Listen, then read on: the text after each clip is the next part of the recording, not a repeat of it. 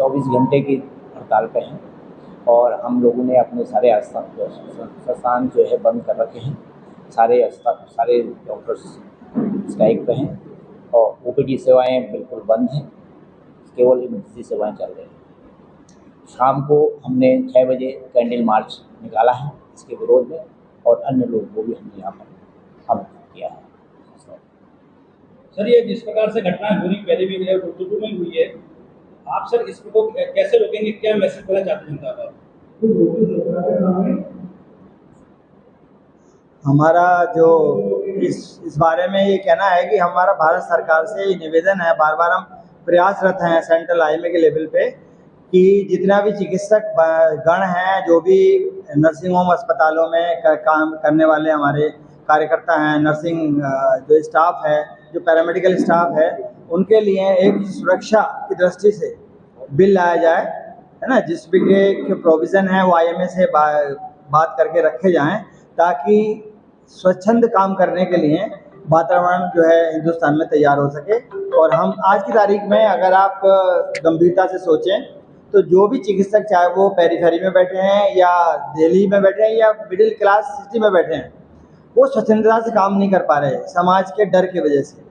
जो वो समाज को दे सकते हैं, जिस कैपेसिटी से काम कर सकते हैं, जो उनके अंदर सामर्थ्य है, जो उनके अंदर सोच है, उसका भी पूरा जो है यूज़ नहीं कर पा रहे हैं, केवल क्योंकि असुरक्षा की भावना उनके अंदर कार्य कर रही है। तो हमारी मांग ये है कि समाज का जो, अगर आप भला करना चाहते हैं हमारे माध्यम से, अस्पतालों के माध्यम से, चिकित्सक के माध्यम से, तो एक सुरक्षा का माहौल बना के अस्पतालों के लिए दिए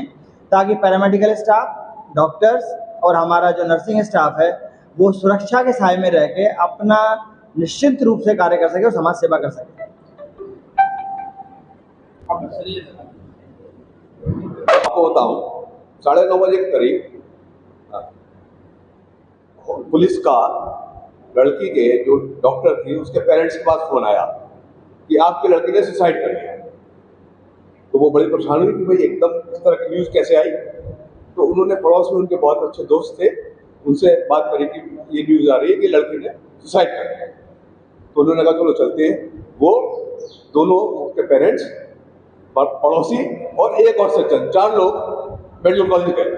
वहाँ पर जाकर देखा पुलिस ने उन्हें 3 घंटे बाहर बैठाए रखा, तो उसे मिलने नहीं दिया। बोला आप देखिए 3 घंटे क्यों बैठा रखा, इसका मतलब पुलिस की इंटेंशन खराब थी। और उसके जब देखा तो उनके दोनों टांग जो है लड़की के 90 डिग्री पर, एक इस बेड के साइड में था, एक दूसरे साइड में था। इससे ये इंटेंशन लगती है कि सरकार का उसमें पूरा सपोर्ट था और सरकार ने उन लोगों को बचाने की पूरी कोशिश करी है जिससे साक्ष्य मिटाए जा सके। इसके लिए सरकार को, मैं तो समझता हूँ, आईएमए दोषी मांगती है सरकार को और इस पर सरकार के ऊपर स्ट्रिक्ट एक्शन होना चाहिए सेंट्रल गवर्नमेंट। तो सीबीआई जांच हो रही है, उससे हिरासत ले लिया, वो बात सही है, लेकिन ये क्या मालूम कि जिससे लिया गया वो वाकई में कल्पित है या नहीं है। उसमें ये पता लगा है कि जो सरकार के कुछ मंत्री हैं उनके कुछ रिलेशंस इसमें इन्वॉल्व है। एमएलए को भी जांच करना, उसमें जांच होनी चाहिए और इसमें मिलना चाहिए सरकार। लेकिन 3 घंटे में तो उन्होंने बहुत साक्ष्य मिटा दिए और 3-4 दिन बाद उसमें एक कंस्ट्रक्शन सरकार का ये प्रयास है, सरकार का ये प्रयास है कि वो एक जो लड़का पकड़ा गया है केवल सारी जांच उसी पे केंद्रित कर दे और जो बाकी पीछे से सहयोगी हैं उनको किसी तरह से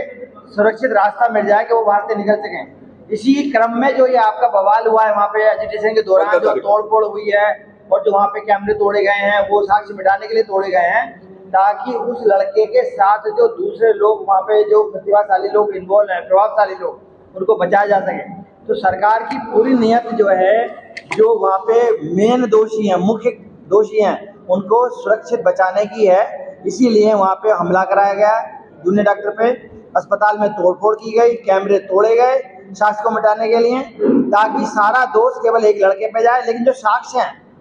आप देखिए, जो लड़की के गर्भाशय में 150 ग्राम सीमन मिला है। एक आदमी अगर मान लो संभोग करता है तो करीब 15 ml के आसपास मेरा होता है। तो वो अगर आप देखें तो वो कई मल्टीपल बार उसका सेक्स किया गया होगा, लोगों ने किया होगा, तो ग्रुप सेक्स है, वो सिंगल आदमी का कृत्य नहीं है। तो इसलिए हमारी मांग ये है सरकार से कि इसको बंगाल की जो सरकार है उसको भी दोषी मानते हुए जो हमारी सेंट्रल गवर्नमेंट है उसे एक्शन लेना चाहिए। वहाँ पे जो बाकी सारे काम हो रहे हैं समाज हित में जो निर्णय यही होना चाहिए, सरकार को बर्खास्त किया जाए और इस वाले प्रकरण को ध्यान में रखते हुए वहाँ पे स्वच्छंद जांच की जाए ताकि जो बाकी प्रभावशाली लोग भी इन्वॉल्व हैं उनको भी दोषी करार किया जाए और उनको मृत्युदंड दिया जाए, हमारी मांग है। ये मेडिकल कॉलेज, मेडिकल के प्रोफेशन के जो भी तमाम जगह पर हमने केस देखे, चाहे राजस्थान में हुआ, वहाँ पे महिला चिकित्सक इतने ज़्यादा प्रभावशाली लोगों के दबाव में आई, अपने इलाज करते हुए उसने बचाने की पूरी कोशिश की पेशेंट की, और वो ऑलरेडी 3 बार उससे पहले ट्रीटमेंट ले चुके थे और उसके बाद उसकी कोई अप्रिय घटना होने के बाद में उसको इतना प्रताड़ित किया गया प्रभावशाली लोगों के द्वारा कि उसे सुसाइड तक करना पड़ा। तो इस प्रकार की जो एक्टिविटीज होती हैं ये गवर्नमेंट की पूरी इस प्रोफेशन के प्रति गैर जिम्मेदाराना व्यवहार की वजह से ही हो रही हैं।